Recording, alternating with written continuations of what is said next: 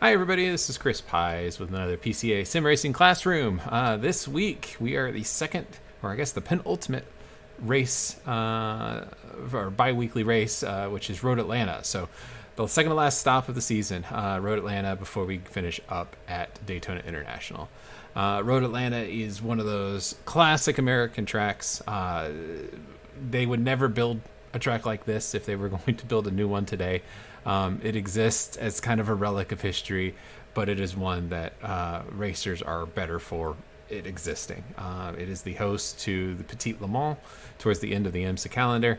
In fact, it's the last race of the IMSA calendar, and it's just in general a fantastic racetrack. It offers a lot of very high-speed corners, a lot of technical sections, and then also offers really good opportunities to pass. So it's a bit of a divergence from previous tracks we've had this season that have been very difficult to pass on. Road Atlanta, by comparison, is a super speedway and offers plenty of options and plenty of opportunity to make your opponents pay for their mistakes. So what we'll do, like usual, in these track walks, we're going to go ahead and watch a quick lap. I have a sample lap for us to take advantage of or take a look at.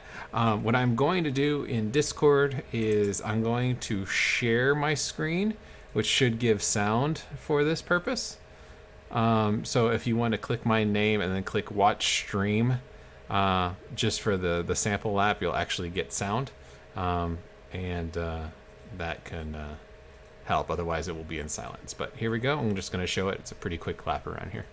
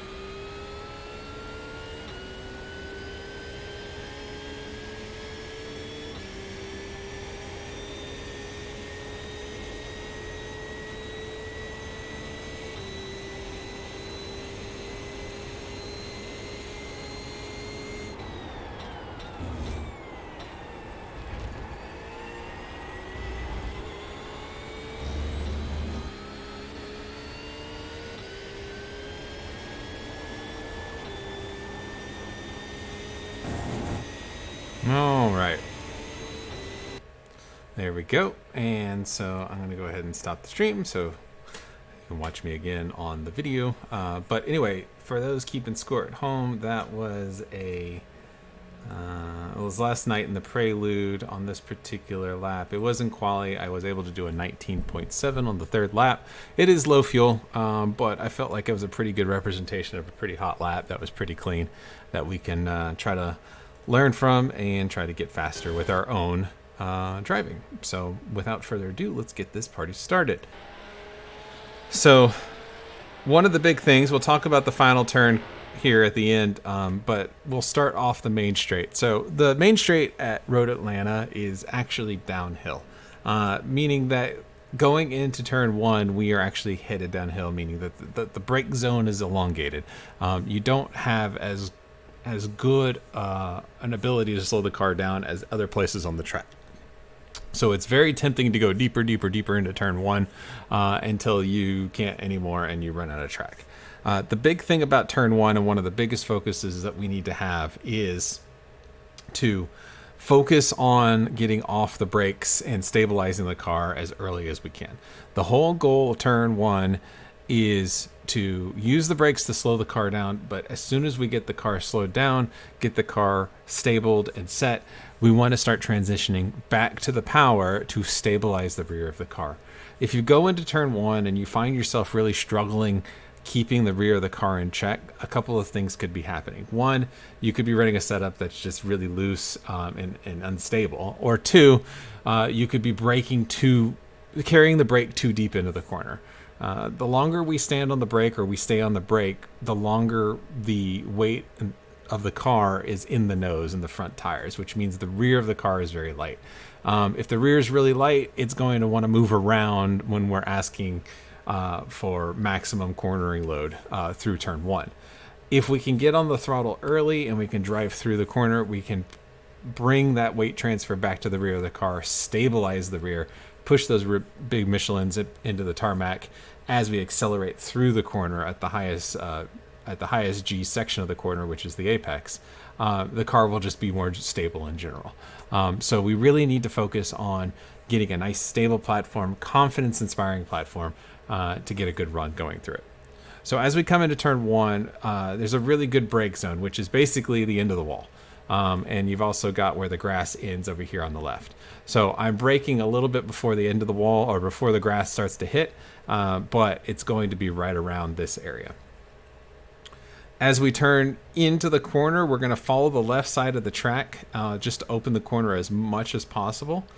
And then notice how the turn-in point that I've kind of made is following this white line a little bit. So as we start to get to the end of the white line where it starts to creep in, that's where I'm starting my turn-in point to aim the car down. Now, my apex is actually around the corner. So you have a flag station here at the apex point, and there's actually a little bit of a curbing that you can't really see from the driver's seat at this point. It's a little bit down this hill. But the flag station is kind of a good visual, keeping our eyes up looking through the corner. The goal is to apex around the corner. So not where the curbing first starts, but towards the back side of the curbing, meaning we're going to go around the corner. We're going to turn in, late apex this corner to get a good run coming up the hill. As we come through this corner, we transition from a downhill state to a pretty sharp uphill state. It's very on camber. There's a lot of grip at around the apex point of turn one, and we need to use it to our advantage. So the initial turn in is pretty understeering and lacks a lot of grip. But as we get closer and closer to the apex point, it's going to start gripping up more and more and more, and we need to feed speed to take advantage of that extra grip.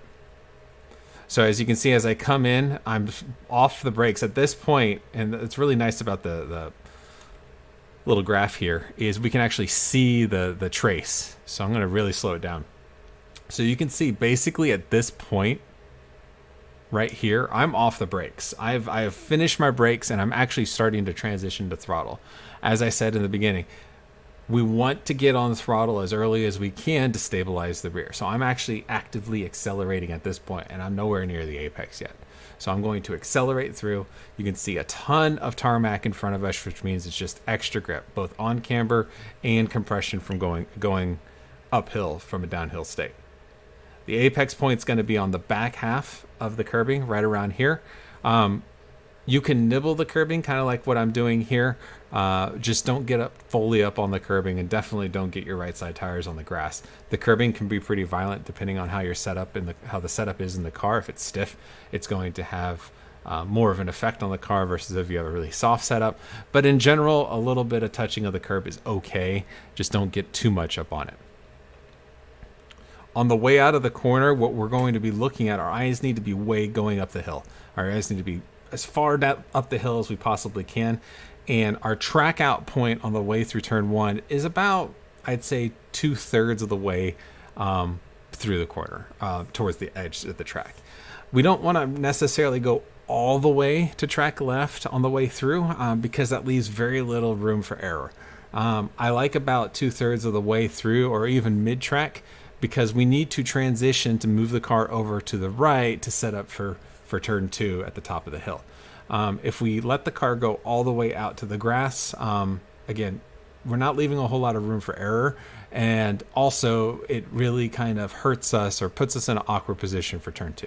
So I like to try to keep it around 2/3 of the way through and not go all the way over to the curbing. We're going to maintain this kind of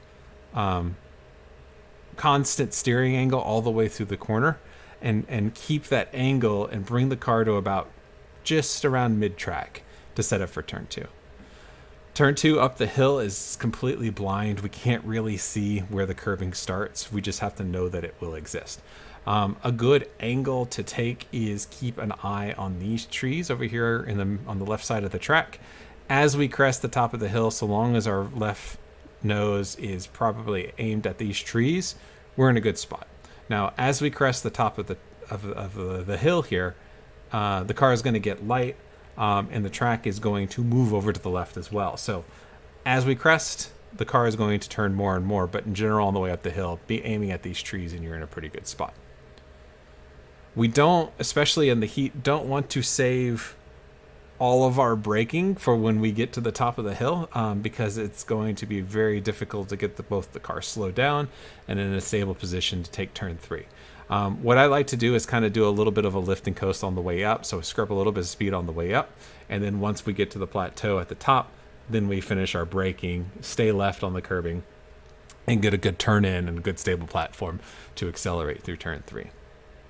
As you can see here, right before the top of the crest, I've started my braking and I'm off the accelerator.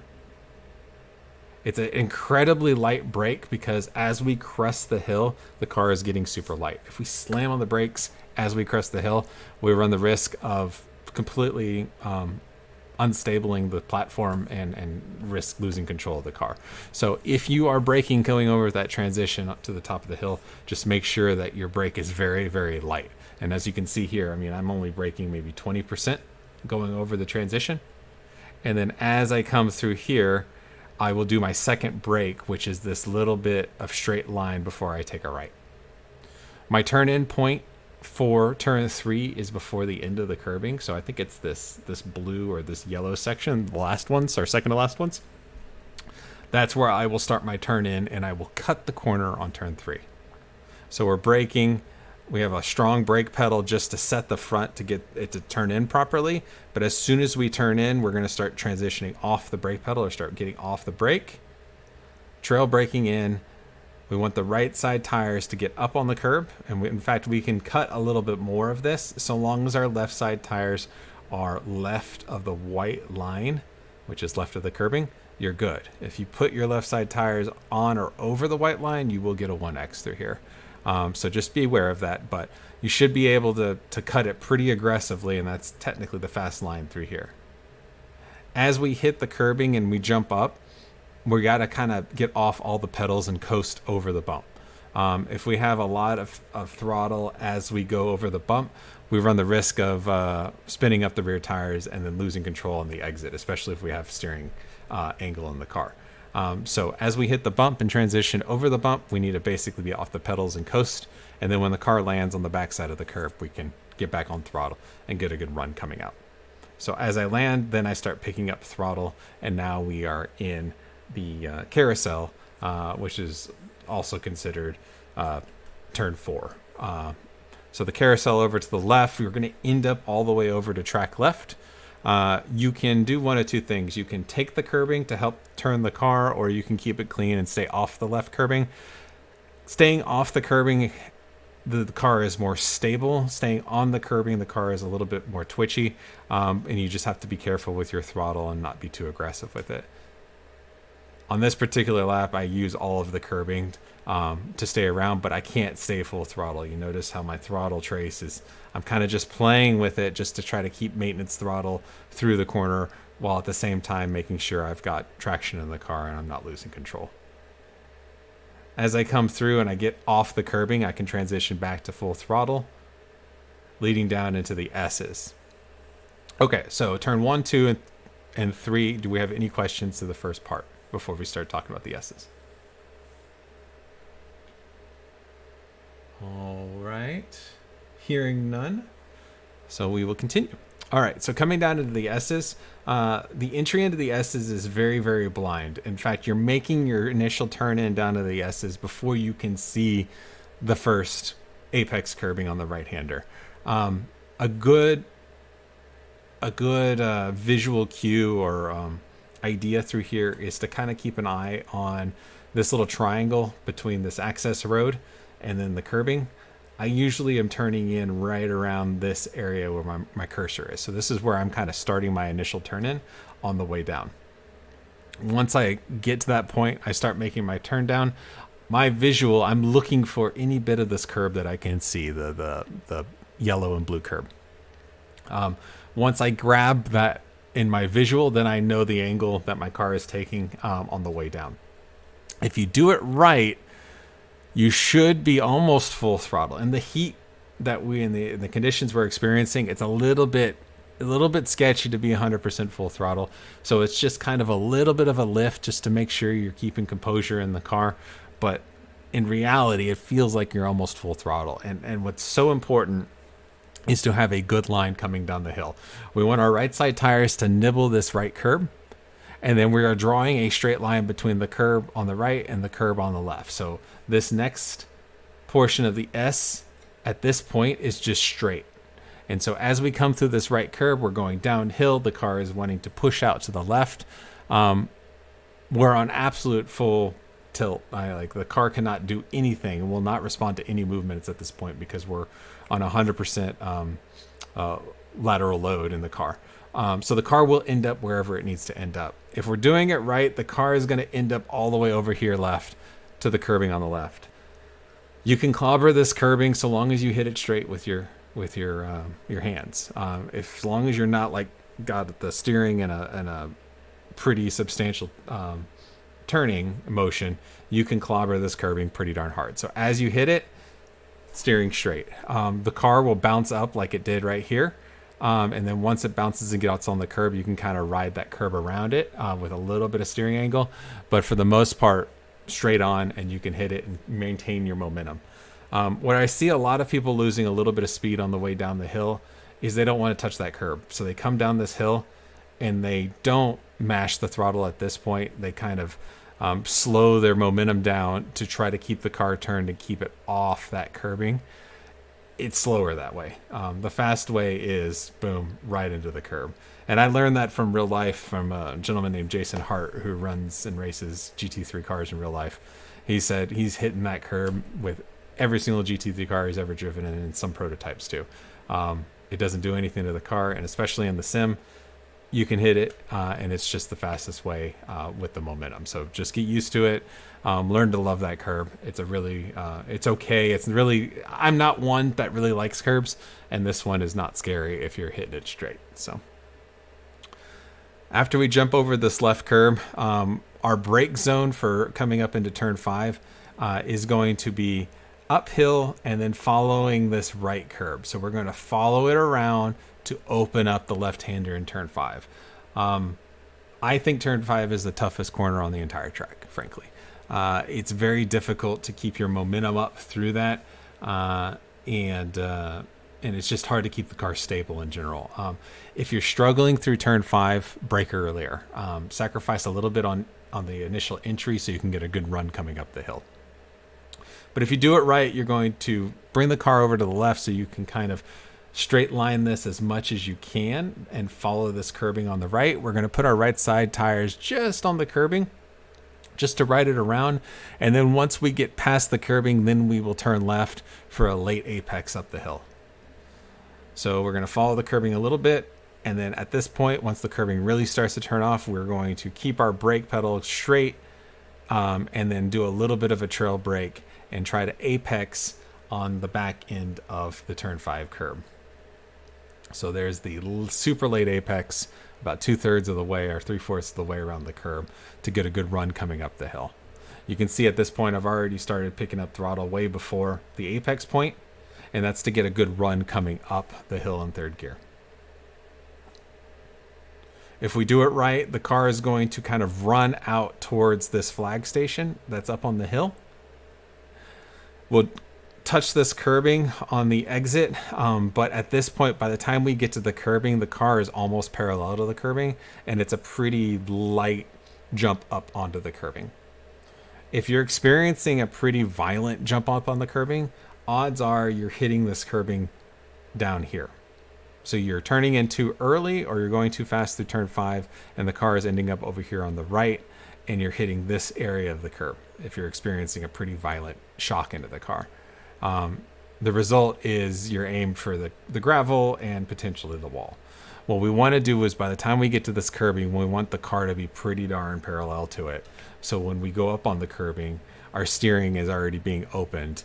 And by the time we get across the curbing, we're already starting to move the car back onto the track. This is not a 1X. This is considered part of the racing surface at Road Atlanta. It's one of its many quirks.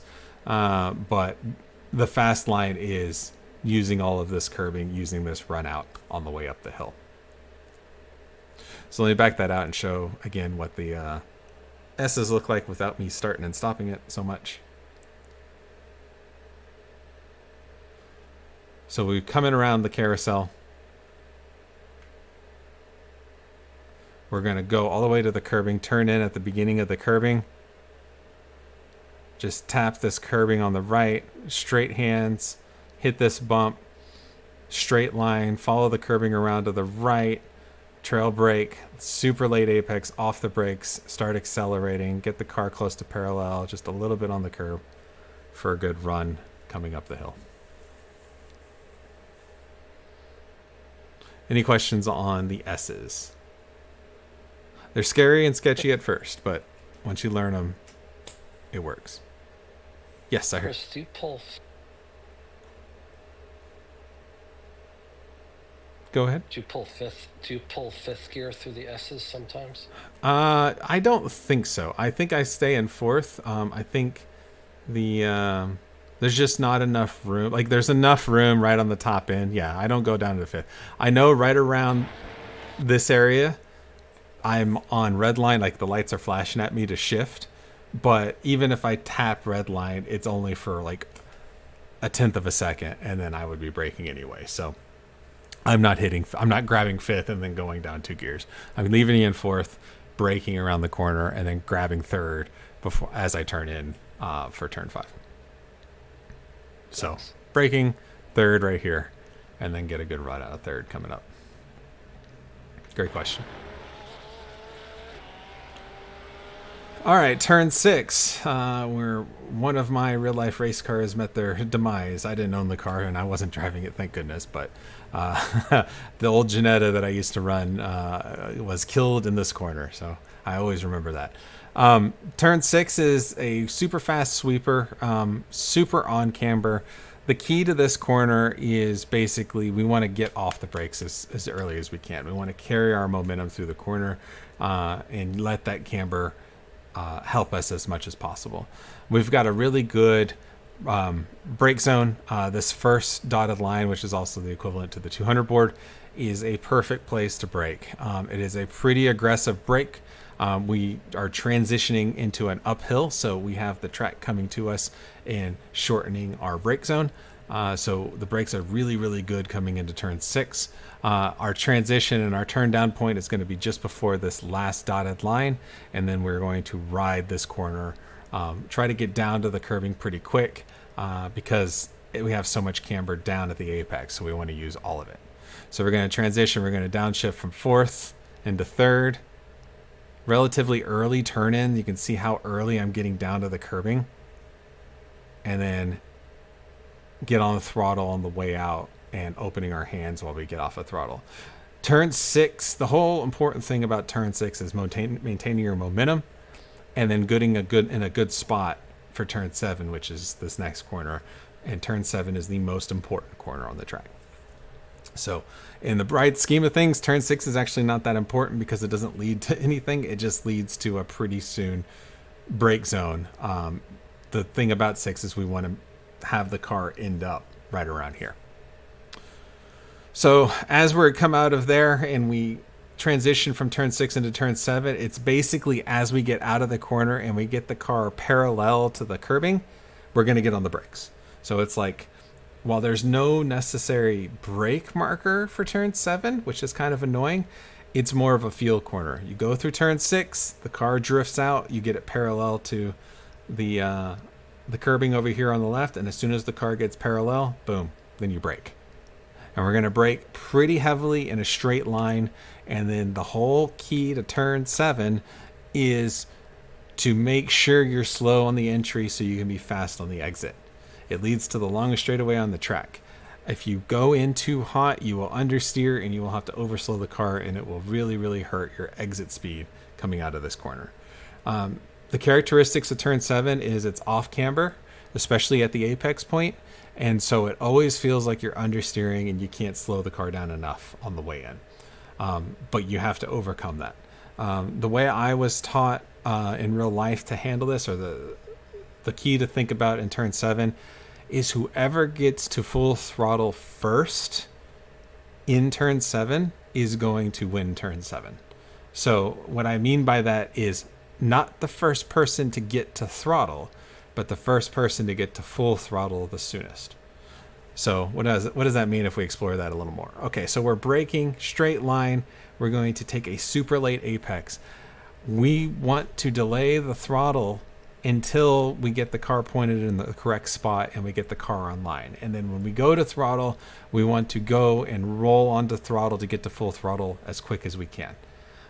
If we get to throttle too early, the front end of the car is going to get light and we're going to understeer, and it's going to delay our ability to get to full throttle. So while we might get to throttle early, we're not going to be able to get to full throttle soon if we do it too soon. If that makes sense. So we are delaying, and then when we're about behind the corner and we start unwinding our hands, that's when we're going to get to full throttle quickly.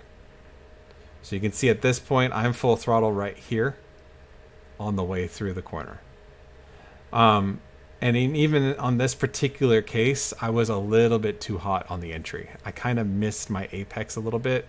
I want to touch the curbing, and I kind of missed it by about half a tire width. So I was a little bit quick on entry, which delayed my ability to get to full throttle until here. So let's back it up again. Now, in race situations, this was qualifying, so I went down to first gear because I had to actually keep slowing the car down more and more and more. In race pace, I'm taking this corner in second gear. Redneck traction control. First gear seems to light up the rears. Second gear, I can get to full throttle sooner and not worry about oversteer. Super late apex, trying to get a straight line. Open your hands at this point. Full throttle all the way. On the exit curbing, we're using all of the curbing. Don't get in the grass. If you drop a wheel in the grass and you jump on the throttle too hot, you can definitely loop it here. So when you hit this curb, make sure you're hitting it pretty straight and your hands are pretty straight if you're on full throttle, and then slowly bring the car back. Coming up to the straightaway, the temptation here is to kind of turn your brain off because it is a straightaway. There is an optimal line through here. Based on the data that I had seen in real life, what we want to do is we want to keep the steering wheel as straight as possible. Anytime you have any steering in the steering wheel, you are scrubbing speed because you're adding friction to the wheels. So wheels traveling in a straight line have the least amount of friction. If they have any bit of turning whatsoever, you are adding friction that you're having to overcome to accelerate. So we want to keep the wheel as straight as possible. Obviously, you can't just keep it straight or else you'll run into the wall because there are slight turns. But what we want to do is keep the arc as wide as possible. We're also headed uphill to go under the modal sign. So what we want to do, and the way I was taught to do it, is as you come through this corner, we are going to keep that wheel dead straight, and we're going to let the car drift over to the right side of the track pretty darn early, and it's going to get to the right side of the track. So as we go under the modal sign, I'm keeping the car pretty darn straight, and it will put me over on the right side of the track with as straight a line as possible.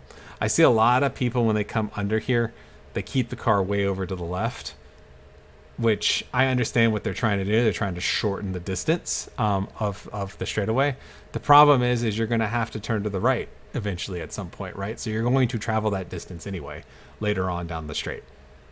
Might as well keep your steering as straight as possible rather than scrubbing it with it. And we're not talking, it's not affecting the car that much, but I guarantee you, if you're battling and you've got somebody on your rear bumper, you want to keep this thing as straight as possible to try to maximize your speed. Obviously, this does not apply if you're following somebody in a draft. If you're following somebody in a draft and they keep the car all the way to the left, you're going to get a bigger advantage by drafting off of them than driving your own out in open air.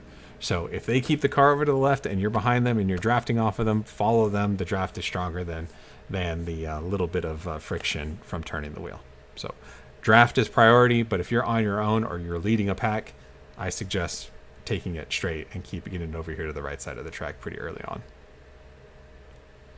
When we get up to the right-hander here, I have a little bit of history with this corner. I crashed here in real life. That's no fun. And I can show you guys that later on. But in general, we want to keep the car all the way over to the right. It's completely flat. This is a shortest distance corner because there's no turn after this. So keep the car as close to the right line as you can to minimize the distance traveled.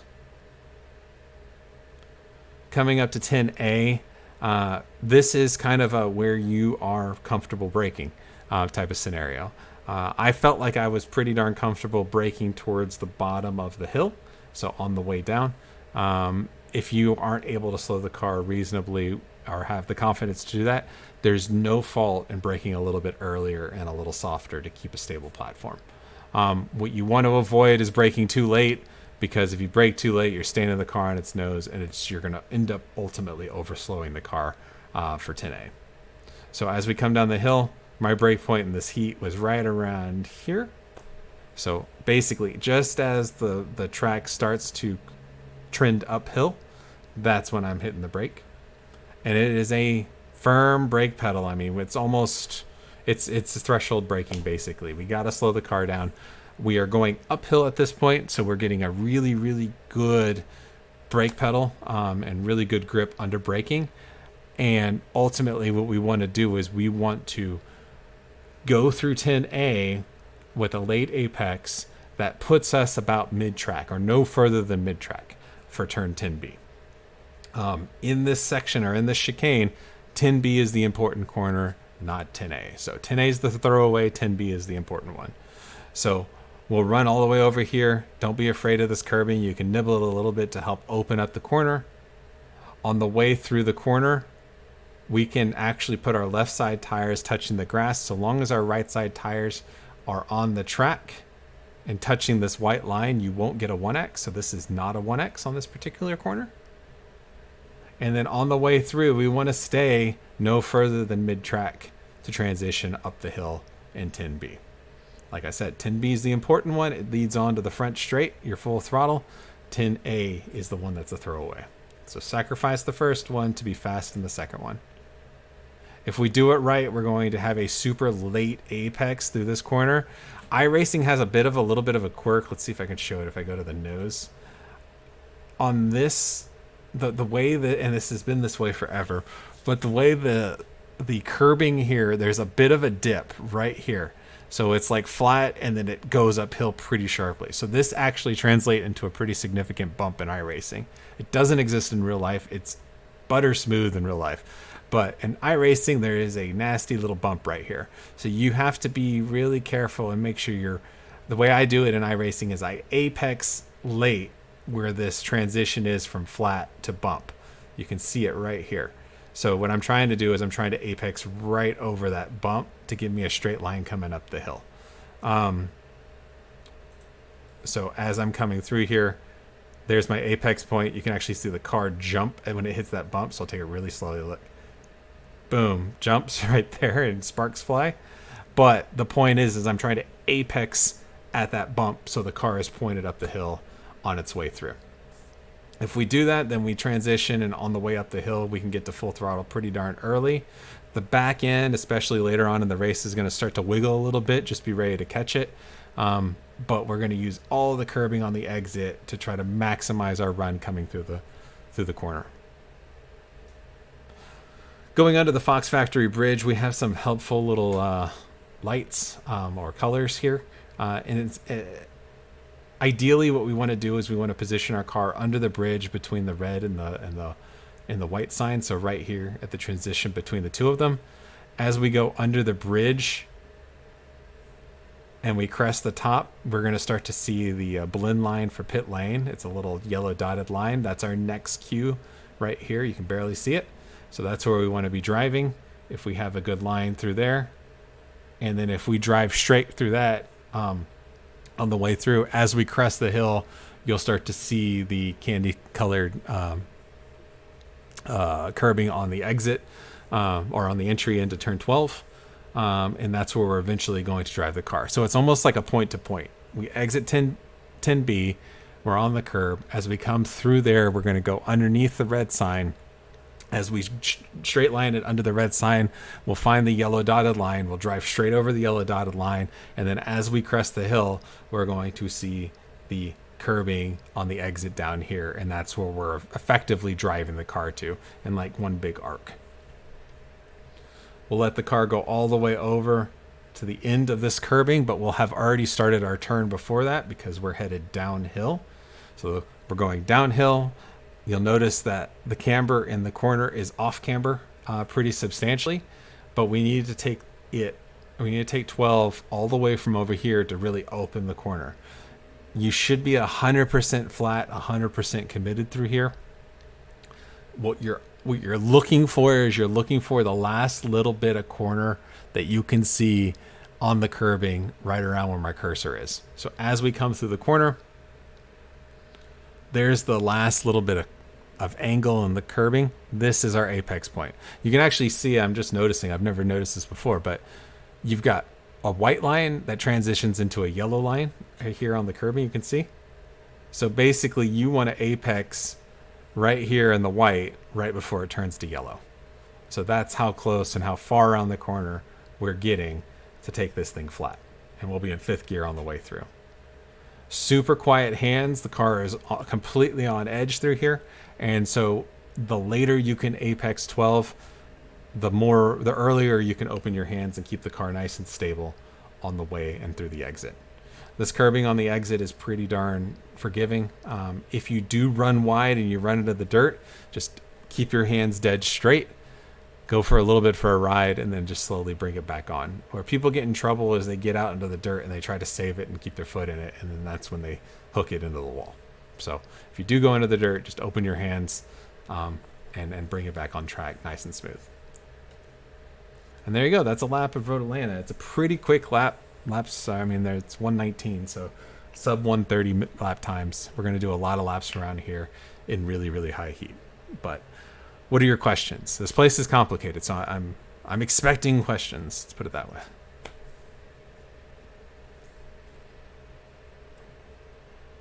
Bueller, somebody has a question. I'll start calling on people.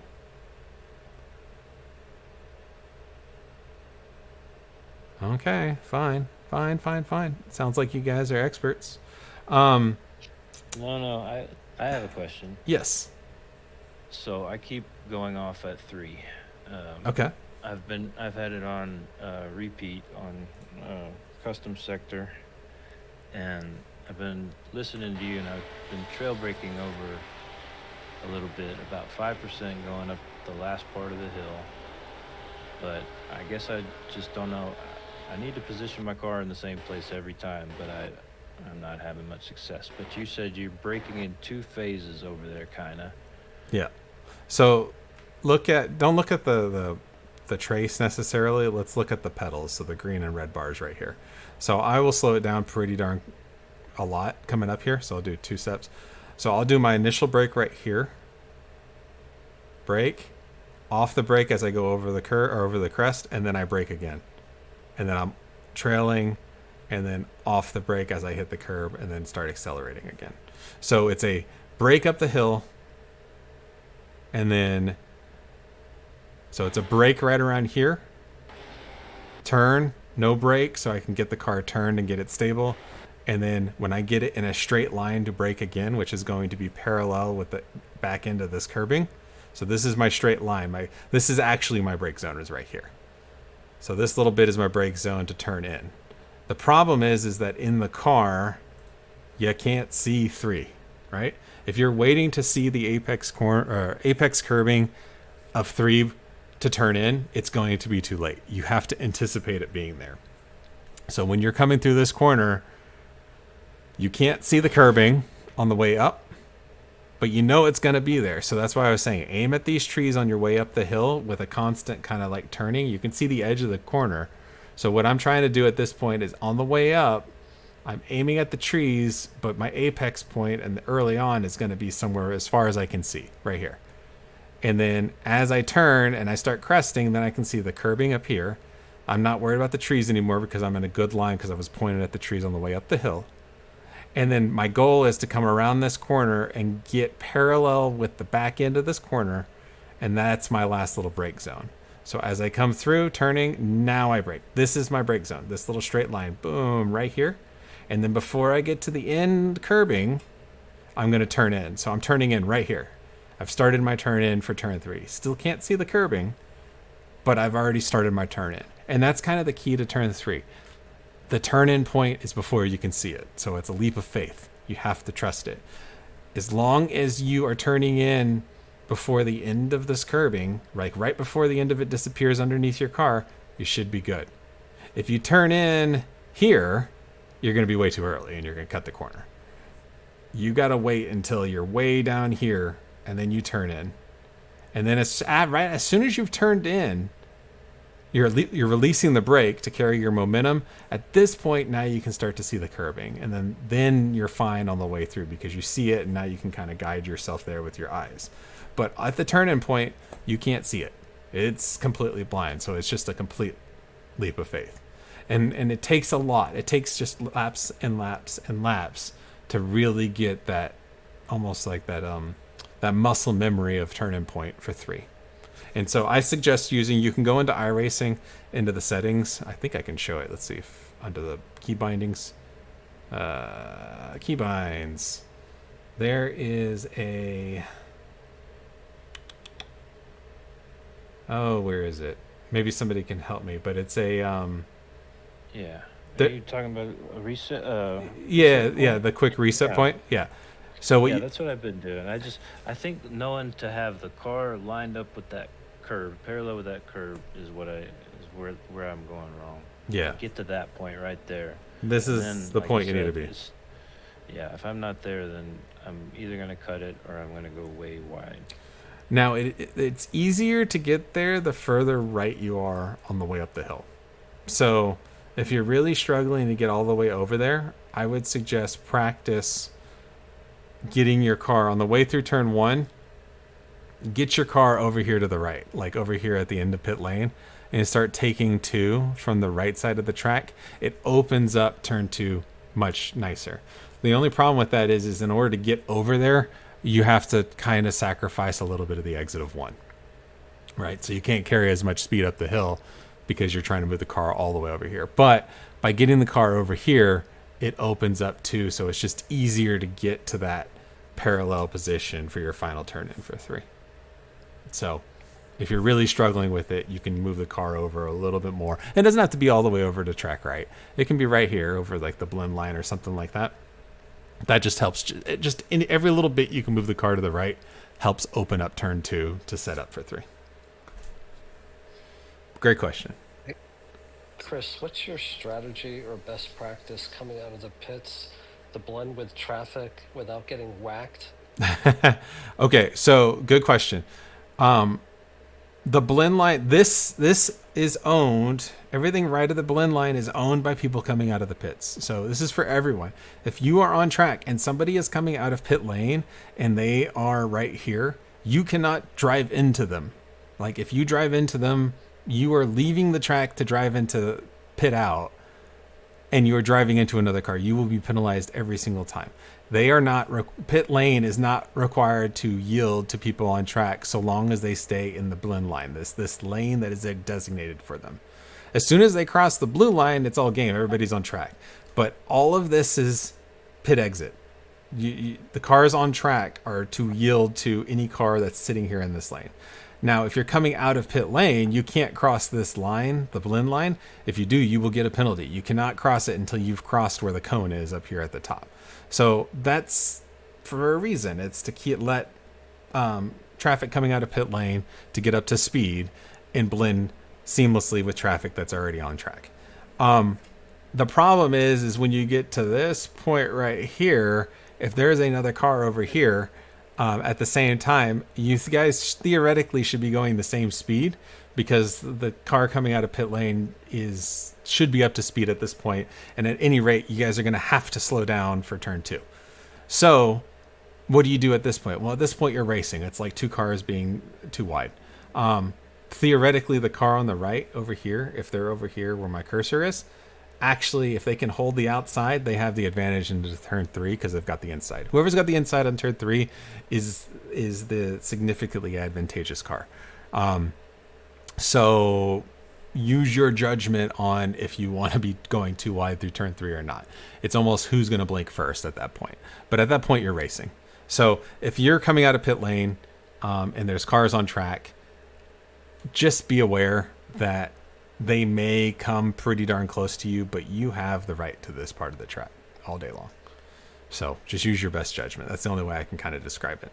In terms of pit lanes, it can get a little hairy, but again, the cars on track can't go. You can go, if you're on track, you can go across the blend line all day long, so long as there's not a car there.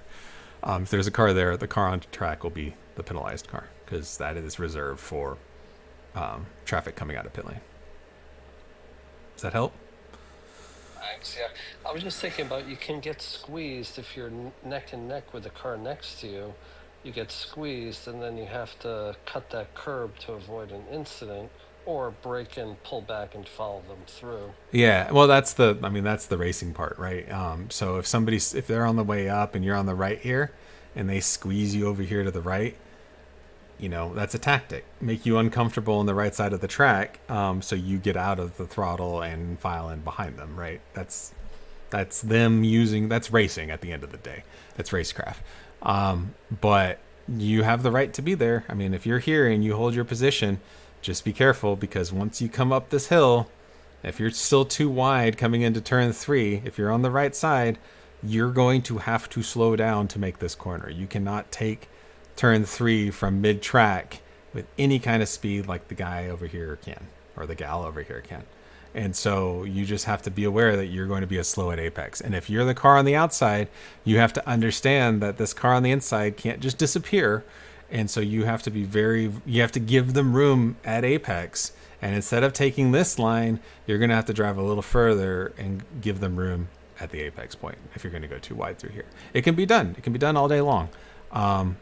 But just be careful.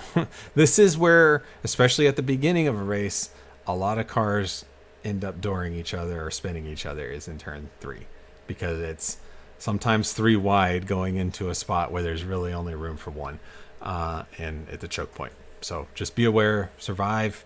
You can't win it on lap 1, but you definitely can lose it. So just try to be smart about it. And I'll actually show you, actually I can do that right now. Let's see here. I've got it. Not here. I'll show you guys real quick what it kind of looks like. Road Atlanta, Sunday. Is it here? Okay, yeah. So this is a race at Road Atlanta. I'm in a 997 Cup, but this is the exact point I'm trying to make. So it's the race start. Everybody's 2x2, and it's survive. You can't drive through the car in front of you. You have to be patient. They're going to go slow and they're going to get checked up by traffic in front of them, but you have nowhere to go. You can't just drive into somebody. When you come up to turn 3 right here, the car's on the inside, but you have to give them enough room. So you see how wide I went to avoid the car I knew was on the apex?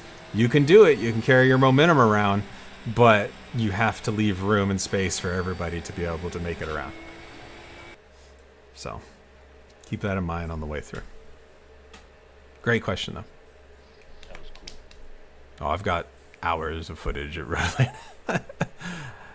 All right. Anybody else? Any other questions? Nothing on turn 5. That's what surprises me. Turn 5. It took me years to get turn 5 correct, and it's tough. So if you guys are feeling good about turn 5, then that's really good. All right. Well, let's talk about the heat of this particular track and the conditions that we're going to be going through. So it's going to be hot it's going to be a scorcher. I think in the prelude last night, we were seeing track temps of like 160 degrees Fahrenheit. It's scorching, which means when the track temp goes up, your tire temp goes up, and overall grip goes down. So basically, track surface feels greasy. Your tires are going to feel greasy. You're going to feel like you have less grip. So what does that mean? Well, first off, you need to make sure you're using a setup that you feel comfortable with if it's starting to move around. You're not going to have the glue-like stick in a cooler track climate. So a setup that you're using on a 70 degree track may not be the same setup you want to be using on a 160 degree track. So it's going to be really important to know what is the tendency for your car to do right at the limit. Is the tendency for it to rotate and lose the rear at extreme at the limit? Then maybe you don't want to be driving that kind of setup. Or is it going to understeer and the front end's going to push and you're going to lose grip at the front axle before anything else? Well, then it's going to be hard for you to steer the car, especially later on in the race. So keep that in mind. The second thing is with a hot track and then also Road Atlanta being super high load on tires, tire wear is significantly higher than we've experienced all season. And so be aware of that. There's different strategies you can take. When you pit for fuel, which you will have to do, there should be enough time to take potentially 2 tires without having to sit in pit lane. You could take 4 tires, but if you take 4 tires, you're going to be sitting waiting on tires to be changed. That may be advantageous though, because the 5 or 6 seconds you spend on extra on pit lane to get fresh rubber, you may be able to make up over the second half of the stint, the second half of the race. When everybody else is on war tires, you're on fresh tires, but understand you're going to have to overcome 6+ seconds plus the time it takes to get those tires up to temp on the exit, on the outlap. You're going to have to make that time up and then some to make it advantageous to take 4 tires. But 2 tires are probably free, which means that when you come out, you're going to have potentially an imbalance in the car where the car is going to turn really well and run one way and not so well the other way. And in terms of braking, there may be a brake imbalance where the car wants to pitch one way or the other because there's different grips on different sides of the car. All that's to say is there's lots of different strategies you can take. The other strategy would be take it easy on your tires. Know that it's an hour-long race. Know that the tendency on most cars is the left rear, or the left side in general, but specifically that left rear, is going to be taking a beating at this track. So maybe don't send it into turn 1 as hard for the first 20 minutes. Maybe lift and coast on the entry into 1. Make sure you've got a really good platform before you start taking it on throttle. So sacrificing maybe a little bit of lap time, a tenth or 2 here, in order to preserve your tires at the end of the race so you don't have to worry about changing tires. That's an option as well. So you've got a wide range of options of what you want to do. Ultimately, it's your driving style and your strategy. But my recommendation is have a strategy, have a plan A, have a plan B. If you watch Formula One, they talk about, we're going to follow plan A, we're going to follow plan B, sometimes even plan C. Have those plans already kind of in your mind. And then you can quickly change depending on where you are in the race. Let's say you're leading the race. And you had planned on changing tires and you're comfortably in the lead. Well, it may be smart to kind of pull it back a little bit, conserve your tires, don't change anything at the pit stop, and maintain that lead. Or let's say you get spun on lap 2 and you're now in 20th place. Now it might make sense to go for all 4 tires because what do you got to lose? You're not going to go any further back. These are all things that you need to consider while you're racing, but having those plans before you take the green flag helps make that decision a little bit easier. In terms of setup, just know that the more downforce you have on the car, the more grip you potentially have, but the more pressure you're putting on tires too. The less downforce you have, the more tendency you have to slide the tire because you have less grip, and a car that slides or a tire that's sliding is going to lose life a lot quicker than a tire that's gripped up and not sliding. So keep that in mind when you try to build a setup for this particular track in these conditions. Do you have a wing that you recommend? So last night I was running 10 wing. So I think that's 2 clicks from max. and I was feeling pretty darn comfortable with it. Although my left rear towards the end of the race was absolute toast. So I'm not totally sure what I'm going to do. We've got another Prelude tonight. I think everybody has one. I recommend running it, or run your Prelude and try something, so last night I didn't change tires and tried it that way. And I really suffered in the last couple laps, frankly. Tonight I'm thinking about taking left tires at the pit stop and see how that works. So use these as dress rehearsals, try different strategies like that. That's what Preludes are great for. But yeah, 10 wing for me felt absolutely fantastic. I didn't feel like I needed any more downforce. Despite popular opinion, Road Atlanta is kind of a low downforce track because of the big long straightaway. But it makes it tough in turn 1 because it's so high G forces, high lateral load.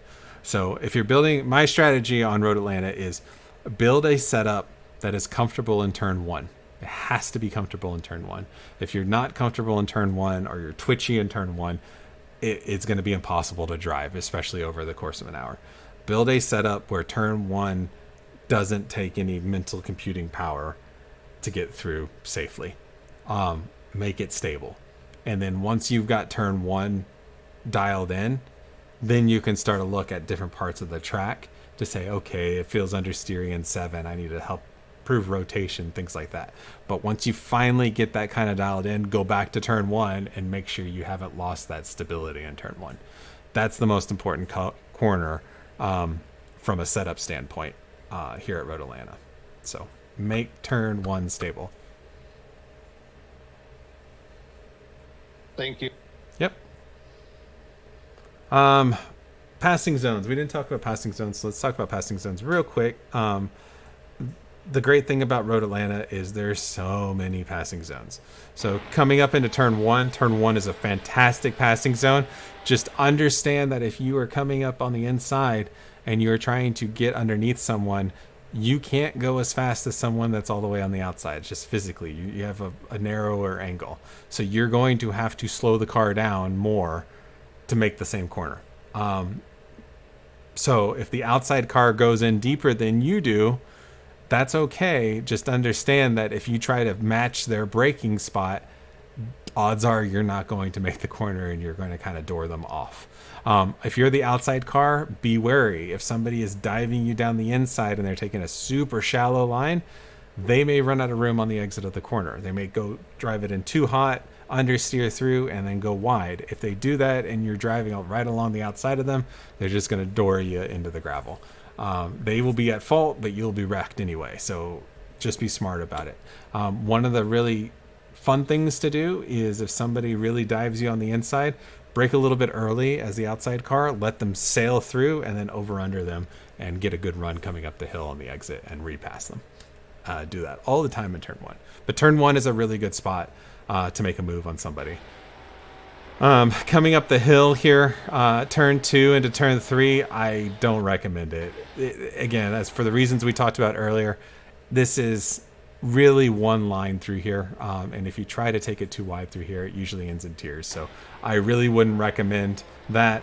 Coming through the carousel, there's really no room to get a good run on somebody on the way into the S's, so I would not, dive out and try to dive someone going into the right-hander down the hill. That usually ends in tears. Just get in line, really focus on turn 5, specifically the exit of turn 5, to get a good run. So all of this is single file, get a good run coming out of turn 5, and you can get alongside somebody that does not get a good run and effectively be door to door with them right at this point and pass them down the straightaway before you get to turn 6. Turn 6 is an okay passing zone if you can get alongside someone and outbrake them. Really good way to do battle.